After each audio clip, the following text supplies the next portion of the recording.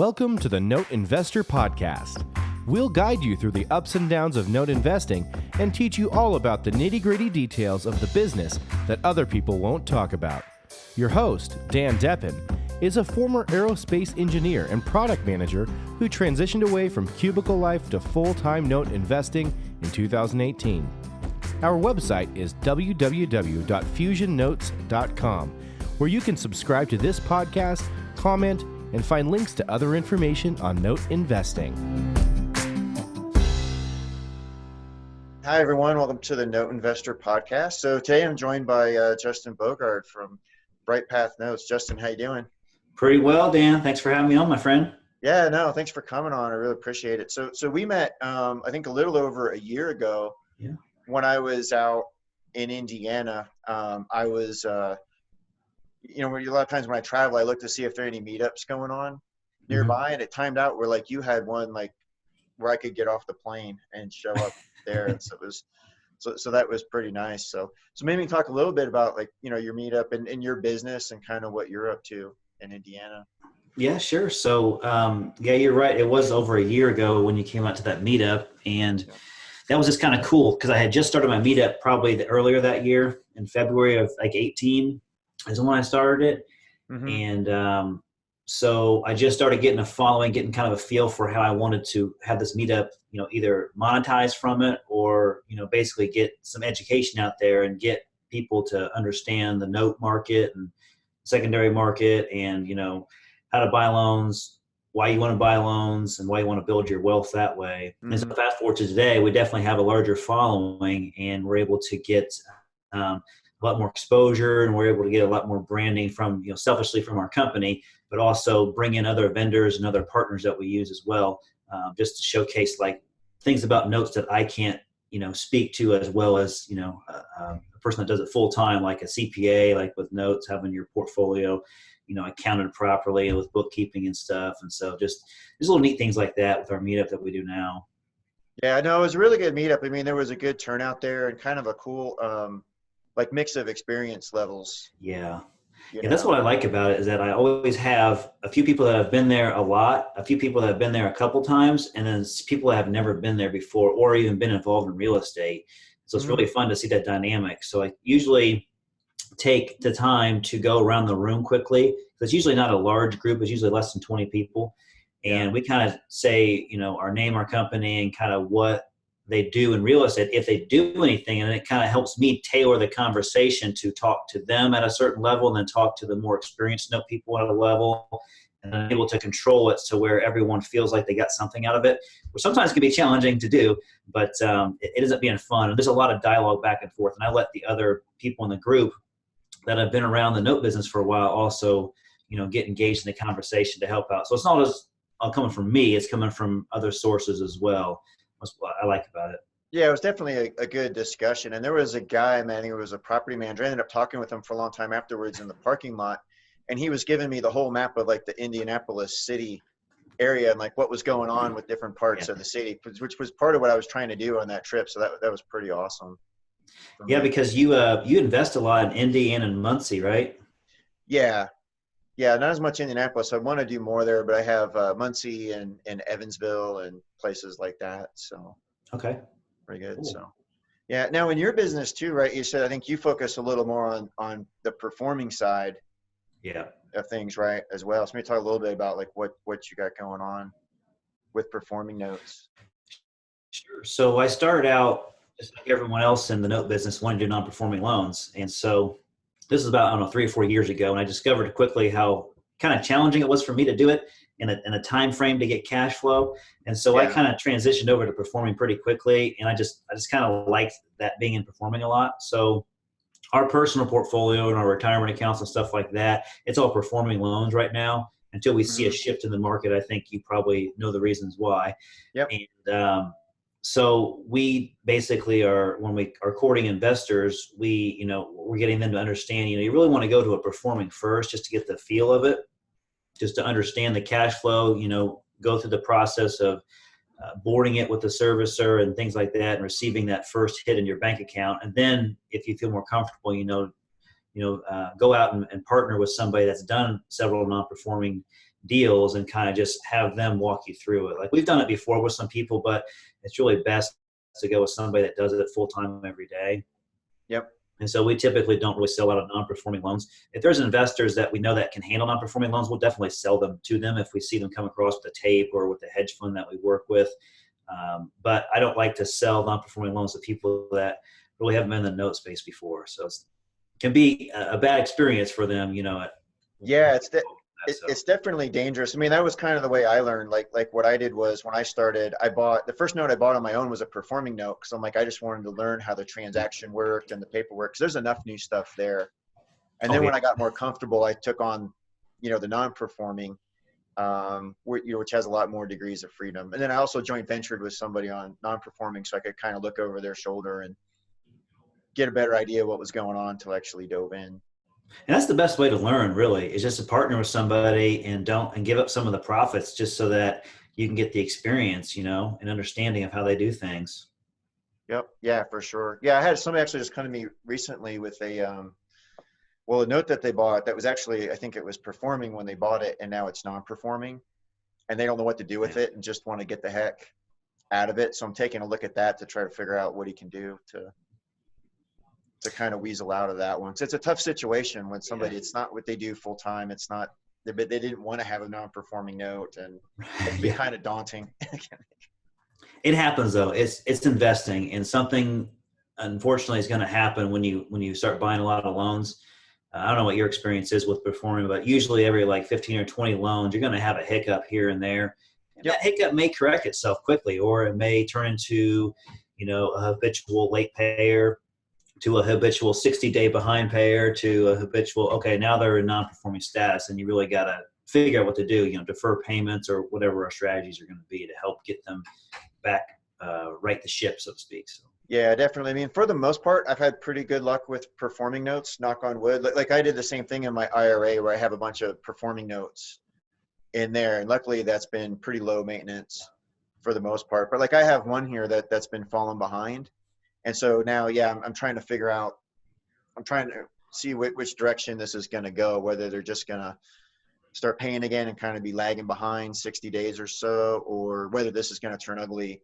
I'm going to have to go through the foreclosure process on it. So, and that's what's fun about it. I mean, I really prefer the borrowers to pay all the time, but one guy I sold a couple of loans to, he has people all the time that come to him and be like, why do you invest in notes and stuff? And he's like, they always tell him like, what do you do when the borrower doesn't pay? He's like, I make more money. He's like, because if you buy them right, it's really not as risky as it looks. Yes, you may have to wait a while to get your judgment and get paid at the foreclosure sale if you want it to go there. But in the end, it's the ROI, it's the return on investment. And just because you don't have cash flow for 6 to 7 months or 8 months or 10 months, but you get that big hit at the end, you're getting your money a lot sooner. And most of the time you make a profit as well. So.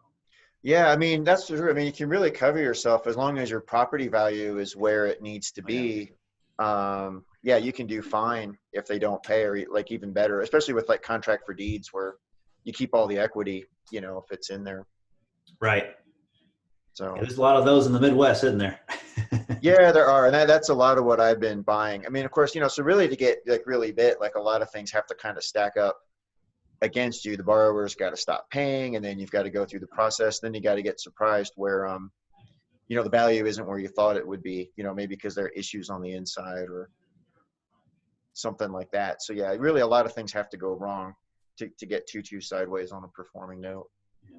But that's what I love about notes is that there's always a safety net of some sort to where worst case scenario isn't that bad of a scenario most of the time. There always is those horrific experiences, but those are few and far between. And assuming you're doing your due diligence up front, the right way, or have somebody helping you out with that. Yep. Yeah, definitely. Yeah. If you do all of that, like I said, you got, a lot of things have to go wrong to where, you can get into deep trouble. They said occasionally they may, but if you do a lot of them, but yeah, fortunately that's not too often. So, So what are some of the things you look for when you're buying performing notes, or as you go through that due diligence process? Like what are some of the things that you kind of key in on? It's a great question because every note investor is different, as you know. And so my number one criteria is pay history, because a performing loan is a profitable loan, which I tell everybody with the first conversation we have with them. And so I look at the pay history, it kind of tells me the whole story that I need to know. If I get a couple of years pay history, I get a good idea if they're going to continue to pay, they're going to continue to pay on time. And sometimes I even find that they're even able to set up ACH payments on these really low balance contract for deeds as well, which is really cool too. So. Yeah. It's always nice when you can get on that. That's always a huge bonus. Yeah. So, and then like, what are some of like the risk factors that you look for? Like, what are some of the things that cause you like to steer clear of certain notes? Well, when I look at the pay history strongly first, and that gives me the story. And then I'll kind of look at the collateral second. I'll get some photographs, maybe real time, or just look and see what the last time the Google card drive by, just to see what the neighborhood's like. I'll check out the crime pretty heavily with maybe like a Trulia or some sort of free local police tool that they have with the local municipality. And that just kind of tells me if this area is trouble. Because with the worst case scenario for me, if I have to turn it over, I want to resell or finance the property as opposed to renting it out, or maybe be able to flip it to a wholesaler there. So I'd probably say look at the collateral next. And then things that scare me are boarded up homes in the area. If I see several of them, that scares me. If the home itself has a couple windows boarded up, it doesn't scare me too bad, as long as I feel like there's a little bit of value there. If I'm getting something for maybe 60 or 70 cents on the dollar, as far as like the value today versus what the unpaid balance is, or what I'm paying for the unpaid balance, I feel comfortable at that point because I mitigate some risk there. But yeah, that's kind of how I'll start, and I'll be able to filter out stuff from there. And there are certain states that I won't shop in portfolio, just because of the worst case scenario is foreclosure. And some states are a lot longer than others, and some states require licensing, as you know, and I think you've had some podcasts on that as well. Yeah. So those are kind of some of the states I'll stay away from, obviously, are probably the eastern states like New York and New Jersey. I will shop in Illinois to a certain extent if the deal is good. And a lot of people don't like Illinois, especially Cook County, but Illinois isn't that bad. It's just, depending on how good the deal is, I'll still pull the trigger on it. So I like the kind of the southern states, the Midwest, obviously, and just kind of faster foreclosure states. So the first primary thing as far as collateral is concerned, I look for deeds of trust deeds, and then kind of move to mortgage notes, and then contract for deeds last. And most of the time, anything in your experience is probably the same thing. Under $60,000 is traditionally a land contract or contract for deed. Very rarely do you see a note mortgage, but you can easily convert those, as you know, to note mortgages once you have them. So there's just a process to it. So. Yeah, I haven't actually done any of those yet, but I'm getting ready to look at that, especially my Ohio stuff, where they're kind of getting on contract for deeds. So do you buy a lot like in your backyard in Indiana? Because that's actually been one of my favorite states. But I did. I bought a lot this year in Indiana. I think we had probably 20 or 25 that we bought this year from Indiana. Mainly Indianapolis area. I had some good relationships with some of the bigger wholesalers here locally, and they are looking to, offload some of their inventory so they can recoup their capital and go out and buy more houses. So we're able to come up with a deal to where I can get some of their inventory for our inventory, then also sell some of their inventory to some of our investors as well. So yeah, we had quite a bit this year flowing through Indianapolis. It's kind of nice to have it in your backyard, but at the same time, I don't want to have to feel like I need to go drive by it every day. Right. It's kind of funny. I was shopping for a note a couple of weeks ago on an exchange site that I like, and they had one in the city that I live in right now. And I was just like, that's funny, because it's a small town where I live in. It's probably like 3,000 people. And I was just like, because I was asking my wife, I was like, where's this street at? She's like, oh, it's such and such over here. But it's like, wow, that's like 2 streets away. So it's just kind of crazy how your neighbor could be a loan that you could actually be purchasing. Yeah, that would be kind of cool. I can't really do that in Colorado because you don't see much. I mean, we see a little bit of stuff down in Pueblo, but that's actually a couple hours from where I am. So yeah, I don't really have that. There was one time a friend found a note that was about 30 minutes from me, and actually drove by for him and took a look. But yeah, unfortunately my way, it's pretty few and far between. There was one I saw in Denver I bid on earlier this year, and somebody ended up buying the whole tape at this like outrageous premium for a few $1 million for the whole tape. Like there was no chance of me getting that one. So, We may talk a little bit more about Illinois Yeah. because that's one that I've looked at. I mean, there's a lot of supply there, and I haven't bought there mainly just because, well, I've heard some of the Cook County horror stories, and I just know like my impression of the state is that some areas are kind of known for like corruption and things like that. It always just kind of scared me, and so I kind of Yeah. stayed away. But I've not really had necessarily like a valid reason for doing that.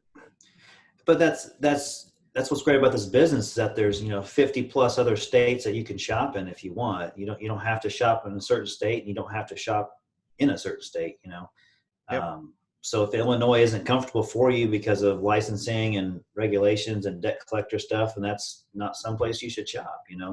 I don't prefer to shop there, but like I said, if the deal's right, I'm willing to wait 12 plus months if I need to get the property back if the deal's right. So. Yeah, that's a good point. I mean, everything can kind of make sense at the right price. Yeah. As long as there's not $40,000 in liens against like water liens, which I ran into one recently that I had to nix. But you're right. Like I do a similar thing where I have kind of my bread and butter model, and then I'll go outside of that all the time if it makes sense on that, on a case by case basis. Yeah, sometimes I get a little gunslinger in me. I just kind of see a deal. I'm like, that looks pretty good. And some people are just like going, like, why would you buy that? I'm just like, I don't know. I just have a feeling about it. So you got to kind of mix in. You don't want to get analysis paralysis, but I kind of mix in a little bit of gunslinger too. Just thinking, well, they paid for 12 months. I like it. So yeah, I bought one this year for they get paid like 1 month, but I had a really good down payment, and I was like, well, I don't see the downside when they put down 40% down on this deal. So it's like, okay, I'll roll with it. There's no mortgage, and it ended up really well. But that's the first time I think I've bought one with just 1 month's seasoning on it. So yeah, it's funny. Like I realized that for me, like as analytical a guy as I like to be, like when you get down to the end, it's always very fuzzy and qualitative. You kind of think like you lick your thumb and hold it up. It's like, I don't know. How does this one seem? So yeah, going with your gut and kind of gunslinging a little bit isn't a bad thing because it's kind of a numbers game too, right? Like, and there's so much I've seen, well, at least on the non-performing side, so much variability in outcomes. You can't really predict it that well either way on one individual deal. So. yeah, I've seen one of our investors, they bought one in New York. It was a performing loan. I guess it was kind of performing, and on the cusp being subperforming. It was in New York. I don't think it was in a preferred area. It was in an okay area. The house was kind of boarded up, but they were making some good payments on it. And so it was a very low cost note. I want to say it was less than $20,000. And so the guy buys it, and within 60 days, he gets a payoff statement. Oh, nice. Someone else that I know that was looking at this deal got turned off by it because the house was boarded up. But there was something about this deal to where the pay history was just really strong, and someone was just keeping on making payments, and the guy just pulled the trigger on it. And glad he did, because he got paid off within 60 days of just buying that note. So there's a pretty good return there for him. Yeah, that's one of the nicer things too about a lower balance note is your probability of getting paid off can kind of go up because it's easier for people to do. I had one of those in my IRA earlier this year where it was a small note and a small payment. It wasn't one that I would actually normally buy, but it was kind of like a package of 6, and it was kind of good enough. And I'm like, well, I can just stuff this in my IRA.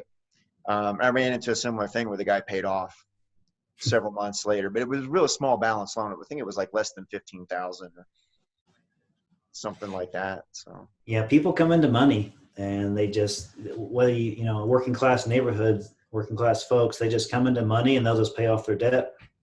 Yeah, and for no reason you wouldn't expect it. So. Yeah, and I also like it where if they get like really sideways, they have enough equity. If they wanted to, they could just sell the house and pay off. If they really. Yeah, the equity is always tough for us to value what the properties are when we look at them. I don't know about you, but typically there's some sort of price point where I say, like, if it's below $60,000 or $70,000, what I believe is, then there's no point getting a BPO. I just go out there and get a property inspection, just kind of roll with it based on rent comps and stuff. And so I don't know, other people are a little bit different. They require a BPO. Yeah, I'm heading your direction. I've always kind of typically pulled BPOs And then a lot of times, like have another realtor go by and just kind of give me like take some pictures and give me a quickie estimate, so I kind of have 2 data points. But I've found, and especially in some of these lower price ones, when I've taken them back, there's so much variability and so much crazy stuff going on. The BPOs aren't that accurate. Anyways, I can kind of look at some comps and get photos, and so I haven't really been doing that so much so far, but I'm definitely kind of leaning that direction. Yeah, and I get pushback when I suggest that to investors, and I always revert back to them and say, look at what the comp data is. Are those conventional financing comps? No, they're cash comps traditionally, right? Yep. So that's the main thing. So you're trying to compare a value based on as is cash value when you want to compare it to what is it as seller financing value, which is totally different, which you have to go through an income approach like with the rental analysis. So that's why I rarely get a BPO unless it's required for some reason with the capital that I'm using, whether it's our capital or someone else's capital. So we'll just traditionally get property inspection, and I actually like property inspections better because they're a lot cheaper. And number 2, they give you a ton of detail that you would never see in a BPO. I just like doing that a lot. So property inspections are the way to go. Unless the property value is really high, like over 70,000, I would definitely order a BPO, because then I know there'd be some conventional financing comps in that area at that point. Yeah, no, that makes a lot of sense. Like I said, I've had so many BPOs just be way off, or sometimes I've pulled more than one, and the 2 values you get are all in the map. And yeah, they can definitely get kind of shaky for sure. But they are nice though, because a lot of times like investors want to see them, and then also they can come in handy if you go to resell the note. Yeah. So you say, here's the BPO that I pulled and things like that. So we all like to have some sort of value with it in a BPO. Like when I buy loans, I usually look for what the last BPO was done on it, so I could see what the value might be. But it's funny because we had an investor that has a note in Illinois, and when we went to kind of update the status on it, we ordered a BPO, and it came in like really low, like $30,000 or $40,000 lower than we thought. We're like, this is ridiculous. And so we had another company go out, and they were like $30,000 or $40,000 higher than that person. And it's just so funny how it's like, aren't you guys getting the same data? And you come up with these totally really odd numbers. So at BPO, it's worth its weight, in paper. It's subject to somebody's opinion. You just have to roll with it. So we just make sure we vet heavily on the rent data and make sure we know what seller financing comparable would be. Mm-hmm. So how much did you do a lot of seller finance to sell REOs or? So we're starting to get back into that now, to where we're actually creating a lot of notes. So that's one of the processes we'll be implementing in 2020, just to get some more inventory here. So in 2019, we really didn't do very much. We did like 1 or 2. But that's what we're heading towards, because we see that's where the next niche is going to be, is creating seller finance loans, creating them the right way, the DoddFrank and CFPB compliant way. Right. Of course. So what are the things you do to find buyers when you're looking to sell on seller finance? Like, how do they find you at that point? It's weird, because I got a business partner of mine that we thought the same thing when we started getting into this. We're like, well, how do you market to these people? And we're thinking of the traditional things like Craigslist or Facebook Marketplace and just things like that. And then he just started having random conversations with people, and somehow it turned into like affordable home ownership conversation. And then he's like, well, what if I found a property for you and I was the bank? Would that work for you? And they're just like, oh yeah, I'm paying like $1,000 in rent, and if they can make their principal interest payment much less than that, obviously they're turned on by it. So it's just funny how he's just having random conversations with people, and he's already pulled up like 8 to 10 borrowers just by happenstance. And those people know other people that are looking for seller finance deals, people to provide the financing for them, to be the bank financier. So it's just, there's really no, scheduled way to do it, I guess. It's just, you just have to get out and talk to people and be in the neighborhood. And then, and their culture specific, if you haven't noticed that. So there are pockets in Indiana, the Indianapolis area, that have different cultures and ethnicities. And so those people will all try to stay to live closer together. And so it's easier once you have a culture there, when you get a property. Like if there's like a Burmese community here in Greenwood, and a lot of the Burmese folks will end up living there because they're there with their local people. people like them. And so it's just easier once you discover who the cultures are. And typically they like to not have debt. And so they traditionally put down a larger cash payment. Oh, that's nice. So it isn't out of the ordinary to have 20+% down payments for, homes that are in the $80,000, $90,000 range. Oh, wow. That's really good. Yeah. And they like short-term deals too. So. Right. And then what do? You mentioned that, you have to be DoddFrank compliant, and, what are you having to do now to comply with some of the newer rules when you originate those? Yeah, there's a couple of vendor, national level vendors that we probably both know that kind of underwrite and originate kind of the paper for you. And so that's who we use. We have a third party guy that's out of Arizona, and he does all the ones we need to do. I mean, it's a really simple process. He does most of the work, and it's a very modest cost to do it. You're looking at spending anywhere from $500 to probably $1,000 to get somebody through the underwriting process and creating a proper note and mortgage and stuff. That's typically where the range is going to be, depending on what state you're in and how interesting you're making your note and mortgage. Right. Yeah. Hopefully try to keep them fairly simple, not too unusual. So no, very cool. So what are like some of the things that like say the newer note investors that want to get into performing notes, like what's some of the best ways for them to get started and kind of start or what kind of things should they be thinking about as they start out? Well, I always tell people there's two things you want to do. You either want to invest in notes selfishly for your retirement account, or you want to make a business out of it. And you have to decide which one you want. Like obviously you and I have made a business out of note investing. So that's the route that we went down. And so most people just want to invest with their retirement account. And so that tells you where your risk should be with your money, depending on what pool of money you have. And so I always tell people, just go out and buy a deal for yourself. It doesn't have to be a $200,000 note. It can be, just somewhere in the $50,000 price range for a performing loan. Probably a good place to start because the collateral is probably decent enough. When you buy the loans that are lower in unpaid balance, you just have to be really selective and really careful which ones you buy, as I'm sure you know. And so that's kind of what I tell people, like, if you have $50,000, you go out and buy a performing loan. You need to get education about this first. You either go to local meetups like I have, or I'm not sure, are you running a meetup in your neck of the woods? I'm not. I tend to piggyback off of one that Beth Hale runs. Okay. Here in Denver. So I go to some of them, and it's been on my list of things to do, but I haven't had the bandwidth to quite set that up. It takes some time. Yeah. But I tell you what, it is a nice, I don't know if you like educating people, but it's just a nice feeling when you're able to give somebody information, they're able to act on it, and it just creates themselves wealth, and it's a real nice feeling. So that's what I like about the meetup as well. But yeah, they're definitely fun. I mean, people like getting information on this stuff, especially if they're new to it, because it's kind of eye-opening. You're like, oh wow, I didn't realize a lot of this stuff was even possible as an individual. That's unless people assume you got to be like an actual bank to do some stuff, or they think there's an SEC, some sort of compliance that you have to adhere to, or some sort of licensing. That's what I like about it. You don't have to have a license really.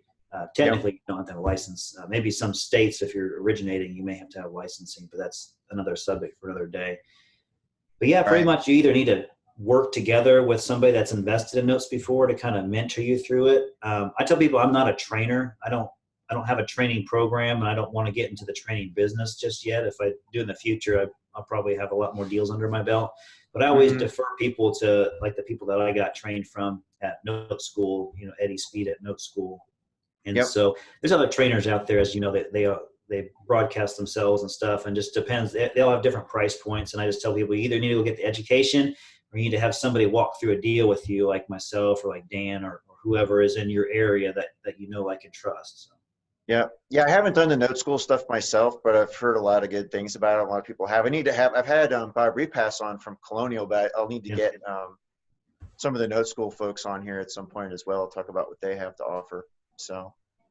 Yeah, they definitely have a full. I'll say they'll have the full gambit of note investing. A lot of people have specific niches in their training in note investing, like maybe they're specific in seconds, or maybe they're specific in non-performing, or the owner finance paper.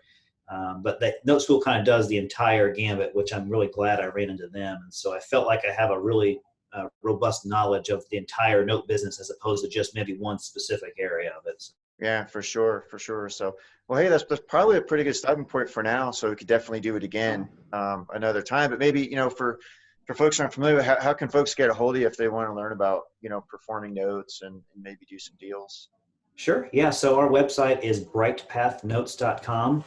That's BRIGHTPATHNOTES.com. And my email address is Justin, JUSTIN, @brightpathnotes.com. You can feel free to reach out to me. I'm always answering questions and helping people out with that sort of thing. And if you're ever in the Indianapolis area, we have our meetup once a month. And we're Maybe actually they get the next one. Well, the next one, I think, have we scheduled you to be a guest on our virtual meetup? Yeah, and the virtual one. Yeah. I don't know if that's January or February, but we'll definitely announce that and get it out to your folks as well. No, that sounds good. And I'll put links to all that stuff in the show notes and everything. So perfect. Very good. Well, thanks again, man. Really appreciate it. Yeah, thanks for having me on. I look forward to having you at our meetup as well. All right. Sounds good.